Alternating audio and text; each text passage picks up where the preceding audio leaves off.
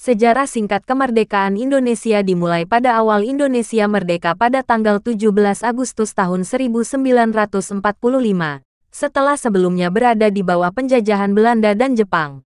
Proklamasi kemerdekaan Indonesia dibacakan langsung oleh Soekarno dengan didampingi Muhammad Hatta di Jalan Pegangsaan Timur nomor 56 Jakarta Pusat. Tercapainya kemerdekaan Indonesia tentu menoreh peristiwa bersejarah yang cukup panjang.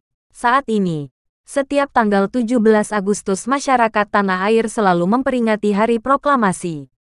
Tanggal tersebut merupakan titik balik dari sejarah kemerdekaan Indonesia yang cukup panjang, di mana sebelumnya penduduk tanah air sempat dijajah selama bertahun-tahun.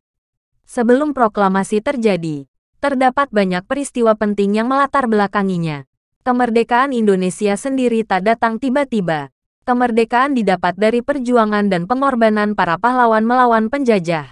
Makna dan arti kemerdekaan tentu sangat besar bagi masyarakat Indonesia. Berbagai peristiwa penting melatar belakangi kemerdekaan Indonesia. Dimulai dari peristiwa Rengas Dengklok hingga pembacaan teks proklamasi. Jepang kalah dari sekutu. Sebelum Indonesia berhasil meraih kemerdekaan, ada peristiwa penting terlebih dulu, yaitu kalahnya Jepang dari sekutu. Pada tanggal 6 Agustus tahun 1945, kota Hiroshima, Jepang, luluh lantak akibat bom atom yang dijatuhkan oleh Amerika Serikat. 3 hari berselang, tepatnya pada tanggal 9 Agustus tahun 1945, Amerika Serikat kembali menjatuhkan serangan bom atom di kota Nagasaki, Jepang. Hanya dalam waktu singkat, kedua bom atom ini berhasil menewaskan ratusan ribu orang di Hiroshima dan Nagasaki. Akibatnya, Jepang yang sudah kalah telak terpaksa menyerah kepada sekutu, yang sekaligus menjadi penanda berakhirnya Perang Dunia II. Jepang pun berusaha agar berita kekalahan mereka tidak terdengar oleh rakyat Indonesia. Akan tetapi, pada akhirnya, para golongan muda mengetahui berita kekalahan Jepang.